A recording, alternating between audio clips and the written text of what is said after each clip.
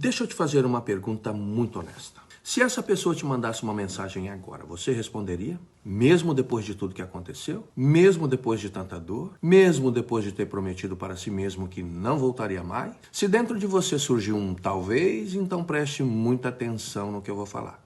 Porque muitas vezes isso não é amor. Isso é dependência emocional. E dependência emocional não nasce porque a pessoa é fraca. Ela nasce porque existem forças invisíveis dentro da mente humana que mantêm o vínculo vivo, mesmo quando o relacionamento já morreu. Eu chamo essas forças de predadores inconscientes das relações. Depois que um relacionamento termina, algo muito estranho acontece dentro da mente. A cabeça entende que acabou, mas o sistema emocional continua se comportando como se o vínculo ainda existisse. A pessoa sabe que sofreu, sabe que tentou de tudo, sabe que o relacionamento já não funcionava, mas mesmo assim continua pensando, continua lembrando, continua imaginando e às vezes até continua esperando. E nesse momento, muita gente se pergunta, por que eu ainda estou preso nisso? Será que eu ainda amo essa pessoa? Mas muitas vezes o que acontece ali não é amor. É um vínculo emocional que ainda não se reorganizou dentro da mente. E quando esse vínculo continua ativo, ele começa a aparecer em pequenas atitudes do dia a dia. E talvez você se reconheça numa dessas situações. Você está em casa, o dia está tranquilo e do nada a mente se lembra da pessoa. Sem perceber, você pega o celular. Abre as conversas antigas, rola as mensagens, vê fotos, escuta áudios, promessas. E naquele momento, parece que o tempo volta, mesmo sabendo que o relacionamento acabou. Alguma coisa dentro de você ainda está ali. Ou então acontece algo ainda mais sutil.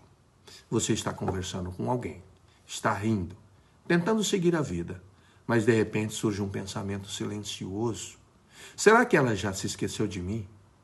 E essa pergunta quase ninguém diz em voz alta, mas muita gente carrega dentro do peito. Eu me lembro de um paciente que ilustra isso de forma muito clara. Eu atendi um homem que estava completamente destruído depois de uma separação.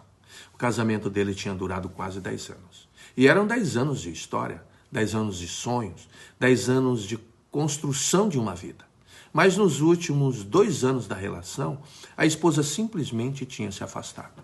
Não tinha mais carinho, não tinha mais atenção, não tinha mais presença. Era como se ela ainda estivesse na casa, mas não estava mais no relacionamento. E ele continuava ali, tentando salvar o casamento, tentando recuperar alguma coisa, tentando voltar para um lugar que, na prática, já não existia mais. A dor foi crescendo. O vazio foi aumentando, a sensação de rejeição foi ficando cada vez mais pesada. Até que em determinado momento, ele acabou buscando carinho em outra mulher. Não foi paixão, não foi romance, foi carência, foi solidão. Foi a tentativa desesperada de sentir algum tipo de acolhimento. Mas aquilo acabou levando à separação. O casamento terminou. Mas o curioso é que o vínculo não terminou dentro dele. Mesmo depois de tudo, mesmo depois da dor, mesmo depois do desprezo que ele tinha vivido por tanto tempo, dentro dele ainda existia um fio de esperança. Existia uma fantasia silenciosa, uma pequena ideia de que talvez um dia ela voltasse. E aqui aparece um dos predadores mais silenciosos das relações, o predador da esperança. Ele faz a pessoa continuar emocionalmente presa a algo que já terminou.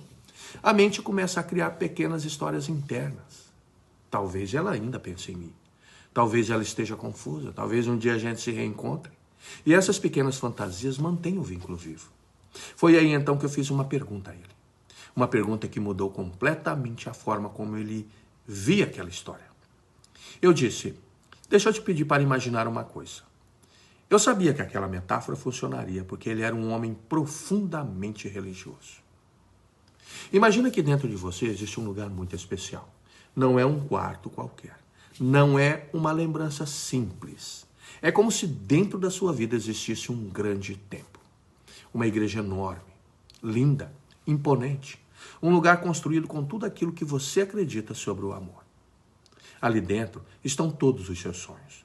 Os sonhos de ter uma família, o sonho de compartilhar a vida com alguém, o sonho de envelhecer ao lado de uma pessoa.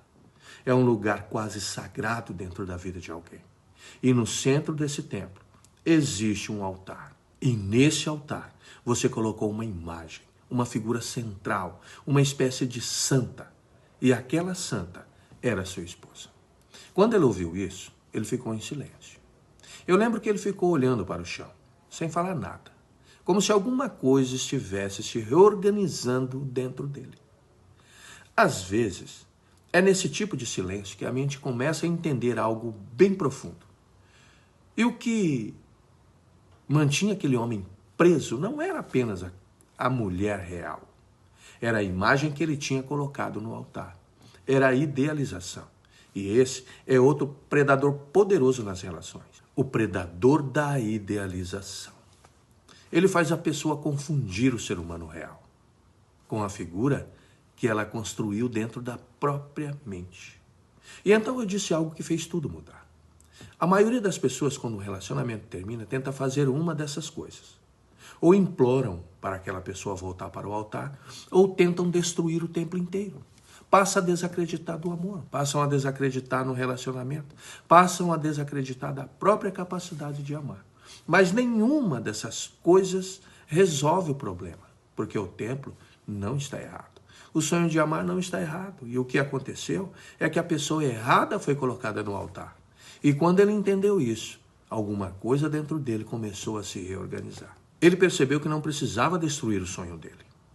Ele não precisava destruir aquele templo lindo que ele tinha construído dentro da própria vida.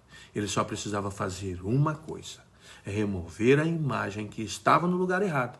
E quando aquela imagem saiu do altar, algo muito importante aconteceu. Ele percebeu que não estava preso apenas àquela mulher. Ele estava preso à idealização que havia criado dentro dele. E quando a idealização sai do altar, a dependência emocional começa a finalmente perder força. Porque, no fundo, o problema nunca foi o sonho de amar. O problema foi quem você colocou dentro dele. E quando você entende isso, você não precisa destruir o templo. Você só precisa retirar do altar quem nunca deveria ter ocupado aquele lugar. E quando isso acontece, o vínculo que parecia impossível de romper começa a finalmente perder força. Agora, eu queria te fazer uma pergunta. Você já percebeu que talvez tenha colocado alguém no altar da sua vida? Se essa reflexão fez sentido para você, escreva aqui nos comentários. Eu entendi o templo e eu leio todos. E no próximo vídeo, eu vou explicar outro predador muito silencioso das relações. O predador da antecipação. Aquele que faz a mente sofrer por histórias que ainda nem aconteceram. Então, se você quer entender melhor como esses mecanismos funcionam, fica por aqui. Porque compreender esses predadores muitas vezes é o primeiro passo para recuperar a própria liberdade emocional.